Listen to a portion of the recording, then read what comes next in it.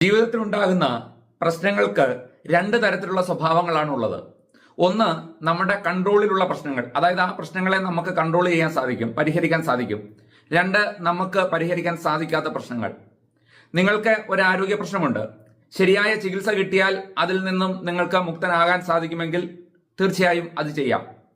അതേപോലെ തന്നെ സാമ്പത്തികമായി ഏതെങ്കിലും തരത്തിലുള്ള ബുദ്ധിമുട്ടുകൾ അനുഭവിക്കുന്നു, അധിക വരുമാനം കണ്ടെത്താൻ വേണ്ടി മറ്റെന്തെങ്കിലും ജോലി ഈ വരുമാന സ്രോതസ്സിന്റെ കൂടെ ചെയ്യുക, അല്ലെങ്കിൽ കൂടുതൽ സമയം വർക്ക് ചെയ്യുക, അല്ലെങ്കിൽ ചെലവ് ചുരുക്കുക. അങ്ങനെ നിരവധി മാർഗങ്ങളിലൂടെ നമുക്ക് നമ്മുടെ സാമ്പത്തിക പ്രശ്നം പരിഹരിക്കാൻ സാധിക്കും. നിങ്ങൾക്ക് ഒരു സൗഹൃദം നഷ്ടപ്പെട്ടു, അത് നിങ്ങൾക്ക് നഷ്ടമായി തോന്നുന്നു, തിരിച്ചു കൊണ്ടുവരണമെന്ന് തോന്നുന്നു. നിങ്ങളൊരു സോറി പറഞ്ഞാൽ, ഒരു വിട്ടുവീഴ്ച ചെയ്താൽ പരിഹരിക്കാൻ പറ്റുന്നതാണെങ്കിൽ തീർച്ചയായും അത് ചെയ്യുക. അങ്ങനെ ഒരു ഭൂരിഭാഗം പ്രശ്നങ്ങളും നമുക്ക് പരിഹരിക്കാൻ പറ്റുന്നതായിരിക്കാം ജീവിതത്തിൽ ഉണ്ടാകുന്നത്. പക്ഷേ ചില സന്ദർഭങ്ങളിലെങ്കിലും നമുക്ക് പരിഹരിക്കാൻ പറ്റാത്ത പ്രശ്നങ്ങൾ നമ്മുടെ ജീവിതത്തിൽ കടന്നു വരും. അത്തരം സാഹചര്യങ്ങളിൽ നാം അതിനോട് പൊരുത്തപ്പെടുന്നതാണ് നല്ലത്. റിയാലിറ്റി അക്സെപ്റ്റ് ചെയ്യുന്നതാണ് നല്ലത്. ആ അക്സെപ്റ്റൻസ് നമ്മളുടെ ജീവിതം കൂടുതൽ ഈസിയാക്കും. ചെറിയ ഉദാഹരണങ്ങളിലൂടെ ഞാനത് വ്യക്തമാക്കാം. നല്ല ശക്തമായ ഒരു മഴ പെയ്യുന്നു, നിങ്ങളുടെ കയ്യിൽ കുടയോ റെയിൻകോട്ടോ ഒന്നുമില്ല. നിങ്ങൾക്ക് എന്ത് ചെയ്യാൻ സാധിക്കും? രണ്ട് കാര്യങ്ങളാണ് അവിടെ ചെയ്യാൻ സാധിക്കുന്നത്. മഴ തോരുന്നത് വരെ, മഴ പെയ്തു തീരുന്നത് വരെ കാത്തു നിൽക്കാം, അല്ലെങ്കിൽ മഴയത്തിറങ്ങി നടക്കാം. രണ്ട് വഴികളേ ഉള്ളൂ, അല്ലേ? മഴയിൽ യാത്ര ചെയ്യാം. മഴ പെയ്തുകൊണ്ടിരിക്കുന്നു, നിങ്ങൾ മഴയെ ശപിച്ചുകൊണ്ട്, എന്തൊരു മഴ, എത്ര നേരം കൊണ്ട് പെയ്യുന്ന മഴ എന്നൊക്കെ പറഞ്ഞിട്ട് ആ മഴയെ ശപിച്ചുകൊണ്ട് ഇതെപ്പം തീരും എന്നൊക്കെ പറഞ്ഞാൽ നിങ്ങളൊരു നെഗറ്റീവ് മൈൻഡിലാണ് ആ മഴയെ കാണുന്നതെങ്കിൽ ആ നിൽക്കുന്ന അത്രയും സമയം നിങ്ങൾ അസ്വസ്ഥനാണ്. ആ മഴ അവസാനം മഴ പെയ്ത് തീരുന്നില്ല, നിങ്ങൾ മഴ നനയാൻ തീരുമാനിച്ചു. അപ്പോഴും ഈ ശാപവാക്കുകളിലൂടെയാണ് നിങ്ങൾ ആ മഴയിലൂടെ പോകുന്നതെങ്കിൽ നിങ്ങൾക്കാണ് അതിന്റെ കുഴപ്പം. കാരണം നിങ്ങളുടെ മനസ്സ് ഹാപ്പിയല്ല. നിങ്ങൾ ഒരു കോപത്തിന്റെയോ അസ്വസ്ഥതയുടെയോ ഒക്കെ ഒരു മോശം ഫീലിങ്സ് നിങ്ങളുടെ ശരീരത്തിലും നിങ്ങളുടെ മനസ്സിലും എല്ലാം അനുഭവപ്പെടും. നേരെ തിരിച്ച് മറിച്ചൊന്ന് ആലോചിച്ച് നോക്കൂ.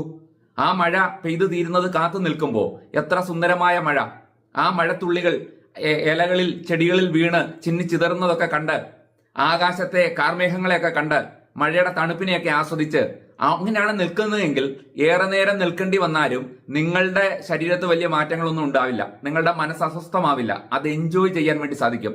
മഴ നനയുകയാണെങ്കിൽ, പണ്ട് സ്കൂളിലൊക്കെ പഠിക്കുന്ന സമയത്ത് മഴ നമ്മൾ ഇഷ്ടപ്പെട്ടിരുന്നല്ലോ. സ്കൂളിൽ നിന്ന് മഴയത്ത് നനഞ്ഞ് നമ്മൾ കുടയുണ്ടായിട്ടും കുട നിവർക്കാതെ നടന്നു വന്ന കുട്ടിക്കാലമൊക്കെ ഇല്ലേ? അതേ ഒരു കുട്ടിയുടെ മനോഭാവത്തോടെ ആ മഴ നനയുകയാണെങ്കിലോ ആ വിപരീത അവസ്ഥയെ നിങ്ങൾക്ക് എൻജോയ് ചെയ്യാൻ സാധിക്കും. വളരെ മഞ്ഞുള്ളൊരു സ്ഥലത്ത് നിങ്ങൾ നിൽക്കുന്നു, ഭയങ്കരമായ തണുപ്പ് അനുഭവപ്പെടുന്നു. നിങ്ങൾ തണുപ്പിനെ പറ്റിയാണ് ചിന്തിക്കുന്നതെങ്കിൽ, നിങ്ങൾ ആ പ്രോബ്ലത്തെ പറ്റിയാണ് ചിന്തിക്കുന്നതെങ്കിൽ തീർച്ചയായും നിങ്ങളുടെ തണുപ്പ് അധികരിക്കും, നിങ്ങൾ കൂടുതൽ ബുദ്ധിമുട്ട് അനുഭവിക്കും. നേരെ തിരിച്ച് അവിടെ നിന്ന് മഞ്ഞിന്റെ സൗന്ദര്യമാണ് നിങ്ങൾ ആസ്വദിക്കുന്നതെങ്കിൽ നിങ്ങളുടെ ശ്രദ്ധ നിങ്ങൾ അനുഭവിക്കുന്ന തണുപ്പെന്ന് പറയുന്ന ആ വിപരീത അവസ്ഥയിൽ നിന്ന് മാറിയാൽ വളരെ പെട്ടെന്ന് തന്നെ നിങ്ങൾക്ക് ആ ഒരു അവസ്ഥയെ അതിജീവിക്കാനുള്ള മാനസിക ശാരീരിക പക്വത കൈവരിക്കും. ഇത് ഈ നിസാര കാര്യങ്ങളിൽ നിങ്ങൾ പ്രാക്ടീസ് ചെയ്തു തുടങ്ങണം. നമ്മുടെ ജീവിതത്തിൽ ഇതുപോലെ വിപരീതമായിട്ട് നമുക്ക് പ്രതികൂലമായിട്ടുണ്ടാകുന്ന ചെറിയ ചെറിയ അവസ്ഥകളിൽ നാം ഈ ഒരു ശീലം, നമുക്ക് ഇഷ്ടപ്പെടാത്ത, നമുക്ക് അസ്വസ്ഥത ഉണ്ടാക്കുന്ന, നമുക്ക് മാറ്റാൻ കഴിയാത്ത കാര്യങ്ങളെ ഉൾക്കൊള്ളുന്ന ഒരു ശീലം നമ്മൾ വളർത്തിയെടുത്താൽ നമ്മളെ വേദനിപ്പിക്കുന്ന വലിയ വലിയ കാര്യങ്ങളിലും നമുക്ക് വിജയം നേടാൻ സാധിക്കും. ഇതുകൊണ്ട് കിട്ടുന്ന ഏറ്റവും വലിയൊരു ഗുണം നമുക്കൊരു ഇമോഷണൽ ഫ്രീഡം കിട്ടുമെന്നുള്ളതാണ്. ചില വീടുകളിൽ ചില കുട്ടികൾ കാണാൻ വയ്യേ, അവർ മാതാപിതാക്കളുടെ കയ്യിൽ നിന്ന് ഇപ്പോൾ ഐഫോൺ വേണമെന്ന് പറഞ്ഞാൽ, അവർക്കൊരു സ്പോർട്സ് ബൈക്ക് വേണമെന്ന് പറഞ്ഞാൽ അത് വാങ്ങിക്കൊടുത്തില്ലെങ്കിൽ വീട്ടിലെ ഉപകരണങ്ങൾ തല്ലിപ്പൊട്ടിക്കും, അല്ലെങ്കിൽ ആത്മഹത്യാ ഭീഷണി മുഴക്കും. വീട്ടുകാരെ സമ്മർദ്ദം ചെലുത്തി ടെൻഷനാക്കി ആ വീട്ടുകാരെ കൊണ്ട്, പല മാതാപിതാക്കളെ കൊണ്ട് പല കാര്യങ്ങൾ ചെയ്യിക്കും, അല്ലേ? ഇപ്പൊ നമ്മുടെ ഒരു മകൻ അല്ലെങ്കിൽ മകൾ മയക്കുമരുന്നിന് അടിമയായി തെറ്റായ വഴിക്ക് പോകുന്നു, ഇത്തരത്തിലുള്ള സമ്മർദ്ദങ്ങൾ ചെലുത്തുന്നു, പണം വേണമെന്ന് നമ്മളോട് പറയുന്നു. അവർ ആത്മഹത്യ ചെയ്യുമോ എന്ന് പേടിച്ച് നമ്മൾ എന്ത് ചെയ്യുന്നു? നമ്മളെ പണം കൊടുക്കുന്നു. അവരതിന് വീണ്ടും കൂടുതൽ തെറ്റായ മാർഗത്തിലേക്ക് പോകുന്നു. ഇത് വൈകാരിക അടിമത്തമാണ്. നമ്മുടെ സ്നേഹബന്ധത്തെ അവരെ ഉപയോഗിച്ച് നമ്മുടെ സ്നേഹബന്ധത്തെ അവർ തെറ്റായി ഉപയോഗിച്ച് നമ്മളെ അവരുടെ അടിമയാക്കുകയാണ്. അവിടെ നമ്മൾ ആ റിയാലിറ്റി ഉൾക്കൊള്ളുന്നു. എന്റെ മകൻ, എന്റെ മകൾ, അല്ലെങ്കിൽ ഏറ്റവും പ്രിയപ്പെട്ട ആരോ ആയിക്കോട്ടെ, അവർ ശരിയായ വഴിയിലല്ല പോകുന്നത്. അത് റിയാലിറ്റിയാണ്. ആ റിയാലിറ്റി നിങ്ങൾ ഉൾക്കൊള്ളുന്നു. ഉൾക്കൊണ്ടിട്ട് അതിനെ പ്രോത്സാഹിപ്പിക്കുന്ന യാതൊന്നും തന്നെ ചെയ്യുന്നില്ല. അതിന് വരുന്ന വില എന്ത് തന്നെ ആയിക്കൊള്ളട്ടെ, പോസിറ്റീവായിട്ട് ചികിത്സയോ മറ്റു കാര്യങ്ങളിലൂടെ മാറ്റാൻ പറ്റുമെങ്കിൽ ശ്രമിക്കുന്നു. അല്ലാതല്ല അവരുടെ വാശിക്ക് നമ്മൾ വഴങ്ങി കൊടുക്കുന്നില്ല. ഇവരെ എക്സാമ്പിൾ ഞാൻ പറഞ്ഞതേ ഉള്ളൂ. ഇതേപോലെ സ്നേഹം കൊണ്ട് നമ്മളെ വൈകാരിക അടിമയാക്കുന്ന കാമുകനുണ്ടാകാം, കാമുകിയുണ്ടാകാം, ഭാര്യയുണ്ടാകാം, ഭർത്താവുണ്ടാകാം, മക്കളുണ്ടാകാം, സുഹൃത്തുക്കളുണ്ടാകാം. ഇവരിൽ നിന്നൊക്കെയുള്ള മോചനമാണ്. നിങ്ങൾക്ക് ശരിയായ തീരുമാനം എടുക്കാനും ശരിയായി അത് നടപ്പാക്കാനും സാധിക്കും. വൈകാരിക അടിമത്തം നിങ്ങളുടേത് അവസാനിക്കും എന്നുള്ളതാണ് അക്സെപ്റ്റൻസ് എന്ന് പറയുന്ന ഒരു ഗുണം നിങ്ങൾ പ്രാക്ടീസ് ചെയ്താൽ കിട്ടുന്ന ആദ്യത്തെ ബെനിഫിറ്റ്. രണ്ടാമത്, നിങ്ങളുടെ റിലേഷൻഷിപ്പുകളെല്ലാം കൂടുതൽ മെച്ചപ്പെടും. പുതിയ പുതിയ നല്ല റിലേഷൻഷിപ്സ് നിങ്ങൾക്ക് ബിൽഡ് ചെയ്യാൻ വേണ്ടി സാധിക്കും. അതേപോലെ തന്നെ നിങ്ങൾക്കുള്ള റിലേഷൻഷിപ്പുകളുടെ ആഴം വർദ്ധിക്കാൻ സഹായിക്കും. നല്ല ദൃഢമായിട്ടുള്ള സ്നേഹബന്ധങ്ങൾ ബിൽഡ് ചെയ്യാൻ, റിലേഷൻഷിപ്പിനെ ഇംപ്രൂവ് ചെയ്യാൻ ഒക്കെ സഹായിക്കും ഈ ഒരു ശീലം എന്നുള്ളതാണ് രണ്ടാമത് നമുക്ക് കിട്ടുന്ന നേട്ടം. മൂന്നാമത് പേഴ്സണൽ ഗ്രോത്ത് ആണ്.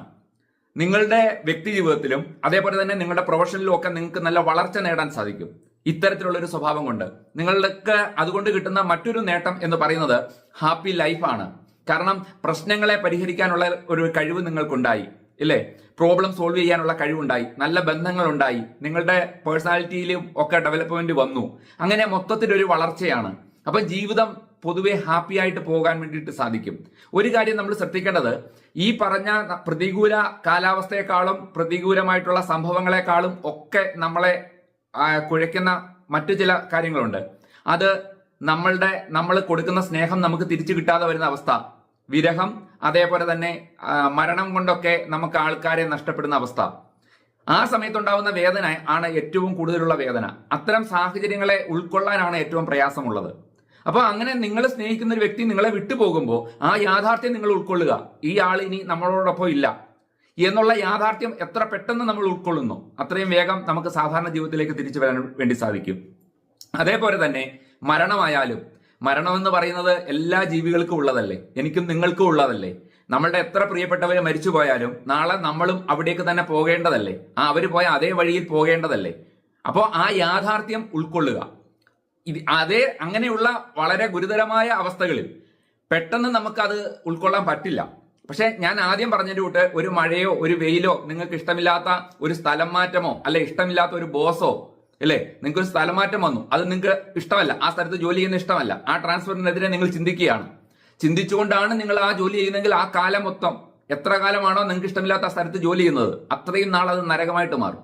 പെട്ടെന്ന് ആ യാഥാർത്ഥ്യം ഉൾക്കൊണ്ടു കഴിഞ്ഞാൽ ആ സാഹചര്യം നിങ്ങൾക്ക് ഈസി ആയിട്ട് കൈകാര്യം ചെയ്യാൻ പറ്റും. നിങ്ങളുടെ ബോസ്, നിങ്ങളുടെ മേലധികാരി നിങ്ങൾക്ക് ഇഷ്ടമില്ലാത്ത ആളാണ്, നിങ്ങൾക്ക് അദ്ദേഹത്തെ മാറ്റാനുള്ള അധികാരമില്ല. അപ്പൊ ഉൾക്കൊള്ളുക എന്നുള്ളതാണ് നമ്മൾ അവിടെ ചെയ്യേണ്ടത്.